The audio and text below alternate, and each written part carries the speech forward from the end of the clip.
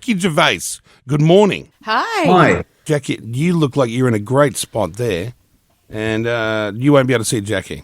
Not that matters. She's the pretty one. You've What got do me, you- the fat, lumpy one, instead. It depends what you mean by a great place. I'm in Yeah. London. Yeah. That could be worse. Yeah. Could it? Yeah. Could. Oh, it could be New York. It could be New York.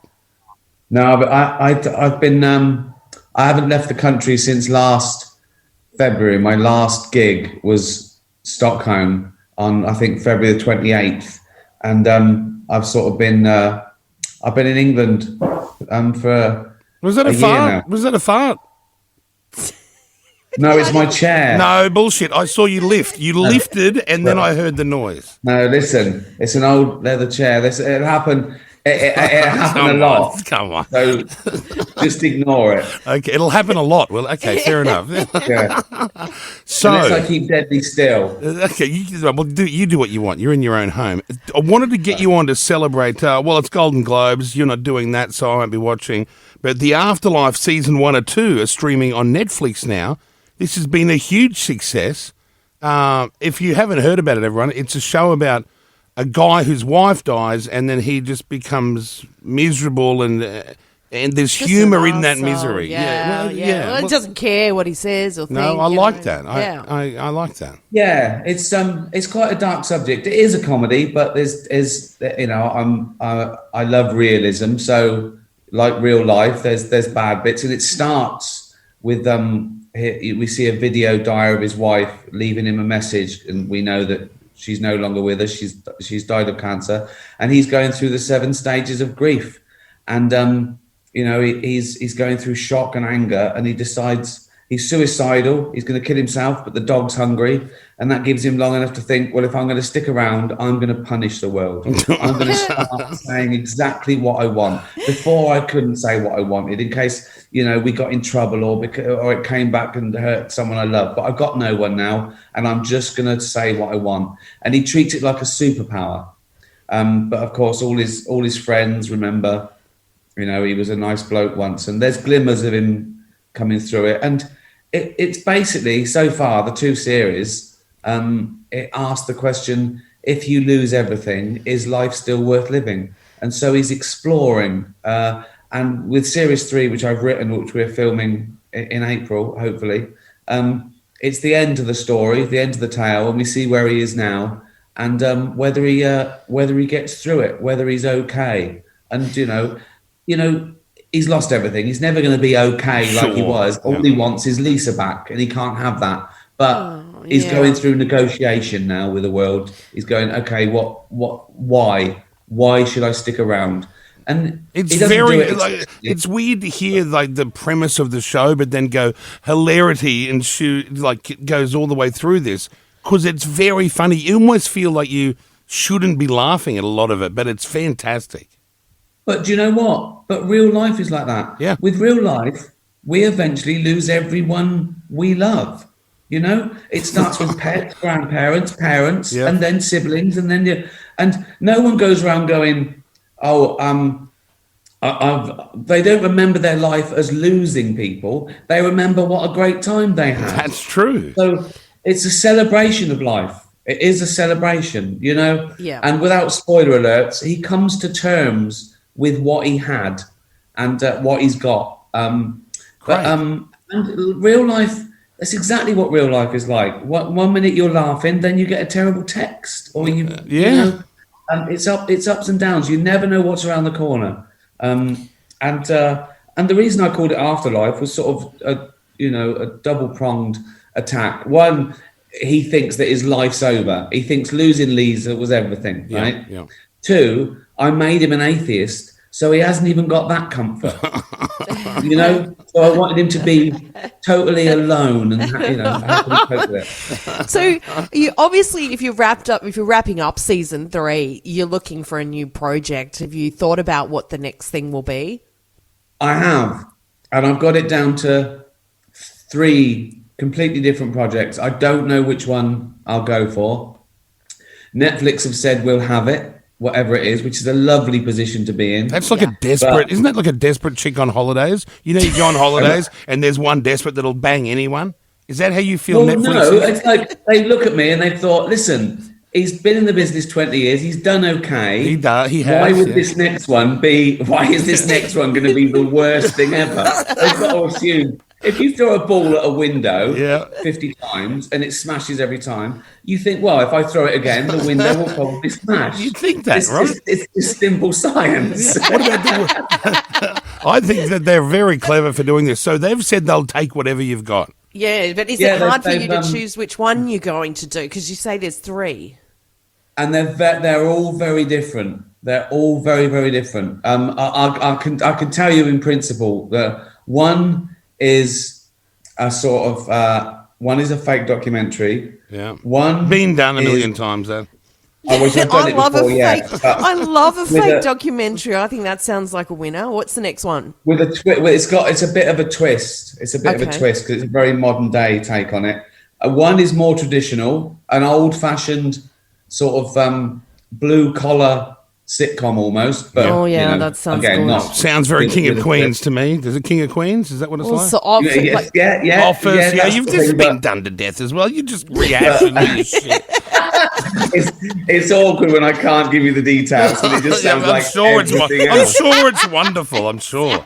But you know what I mean? Imagine if I'd have pitched you, I've got a new comedy. What's it about? Well, it's about a woman who dies of cancer and a bloke tries to kill himself. You go, that sounds hilarious, mate. Yeah, exactly. What have I told you? The Office. He tells a joke. No one laughs. He touches his tie. He looks at the camera. It's hilarious. You go, get out of here. Get out of here. You're right. It doesn't work. How do you get these things across the line in the room? True. Just experience? Well, there's a bit of trust. I tell him the idea, and they've got to take a chance. You're right. They're in the same boat as me. They can't make it first and then see if it's any good. It's too late. They've spent all the money, so they have to take a chance. On it because they haven't seen it yet. Did I ever tell you my idea? I'm sure I did, and then nothing ever happened. Was it Ricky we told, or did we waste it on someone else? Don't know. Tell him again and see if it rings a bell, because Kyle has an idea for what he thinks is a great comedic TV show. And it also is a you to the cancel culture. Are you ready for it? Get your pen out, Ricky. But tell us at any stage if you remember this and you're like, I remember last time. Okay, so it's a show about dead people, starring Charlie Sheen and Roseanne Barr as their characters from the old show. So all the characters have died on good... They're dead, and then you can bring in other deads, like the Michael Jacksons, the Elvises, all these. You can bring them all in. That'll be hilarious. It's in heaven. That sounds hilarious, right? It's in heaven, that's right. But wait, I need to ask more. Yeah. Are they in heaven, or are they ghosts, or have they been brought back to life like some sort of weird science? They're in heaven, but there's a lot of up and down to earth. Anything can happen. It's up to the Gervais mind. How will they play? Will you get actors to play? No, I've already asked Charlie and I've already asked Roseanne. They're both doing nothing and desperate to do, and then you'll get them cheap. Right. So it's people who are desperate or dead. So far, it works with the way you pitch shows. That sounds horrible. Then I'm very insulted that you've invited me to hear this bit. Not at all. We need the comic genius of you. I'm just the premise guy, the actual funny guy. We haven't got that guy. I was worried then this is like Sixth Sense, and I'm going to discover, he only likes dead people on the show. I'm dead. I'm dead. That'd be the worst way to find out. That's the worst. No, I like it. I like it. Sold. How much? You'd have Nick up there, wouldn't you? You'd have like. We can film here. We can do it. Like everyone's here filming. Hold on, no. What? Wait a minute, but you'll have dead people that we all know are dead, like Michael Jackson and not the real Michael Jackson, obviously a fake Michael Jackson, but just Roseanne. I know, but he's dead. He is actually dead, in real life. Yeah. And then you'll have Charlie Sheen, who isn't dead, playing a dead person. Where's the backstory there? Not everything has to be a backstory. Have you not seen Family Guy and shit? None of this stuff makes sense. I know what you're saying, Ricky. I don't think these questions. This is up to your mind to figure out. I'm not the comical genius. Hold on, though. Well, you have to. So it's okay. You can get permission from. You don't have to get permission for dead people and played by actors. That's great. Yeah. But are you gonna have any other people? Is it just Charlie Sheen and Roseanne Barr who are alive playing dead people? Yes, the rest are actors playing dead people. Right. Okay. But why do you make it sound so confusing? I thought it sounded so easy. One or two questions, the whole thing derails. Finish. I don't know. It's called fleshing it out. You aren't dead. That's what gets me. I don't know. Why can't Charlie Sheen and Roseanne be playing themselves as live people and they're chatting with Michael Jackson, who's dead? Why? It'd be less confusing because then you've just got the conceit. Otherwise, you're asking people who are alive to pretend they're dead. Okay, forget it then. Forget it. Why even bother trying in this day and age? It's cancelled before it's even started by the man who hates cancel culture. It's unbelievable. Shut I down. like it. Well, how much? Yeah, well, money talks when it comes to liking something and paying for huge amounts of money for something. Two different things. Yeah. Well, I won't. No, I won't be investing in it. What? I wish you luck. Oh, Jackie finds delight in that. That's why she pisses herself at your afterlife season. Finds it hilarious, all the people's hard-trodden life.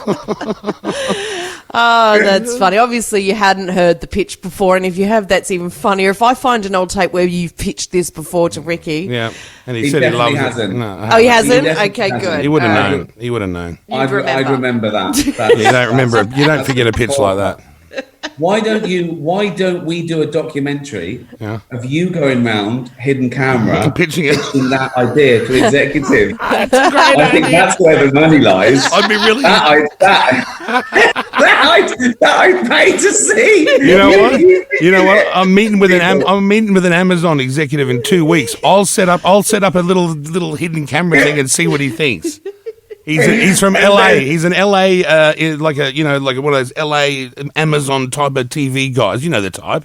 I also like the fact that you're going to go to people and say, "Listen, you're not doing anything at the moment. You're desperate. You can be in this show."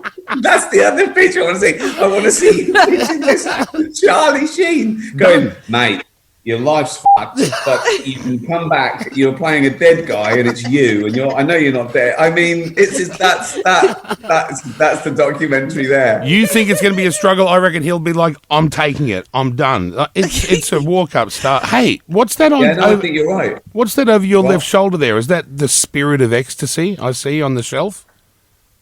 Do you know what that is? Yeah, I don't know. You don't know. You don't even know what that is. Right shoulder or left shoulder? I can't remember. Yeah. I'm seeing me look the wrong way. I confuse me with the mirror image. So I know. I see. I know what it's like. That's very easy. Anything else? Oh, you didn't tell us the third thing, the third pitch, or is that the secret one? Is that the big one? Oh, it's an animation. No. I love animations. No. Why I not? like real stuff, the real stuff. Will you be in it? Because I want to see you in it. I like animation. I like animation. You can record the whole show in a couple of hours, and then other people, and it's like a sweatshop of 30 people animating for a year, right? And it's taken you half an hour. So I like that, right? Yeah. 2, it's COVID proof. Right. It's COVID proof. You're right. You don't have to meet anyone. Yeah, so, that's true. Hopefully it's all over safer. by then, I've got to tell you though, I don't know if you watched that show Blacklist. Remember with the weirdo from Boston Legal in it? It's a great show.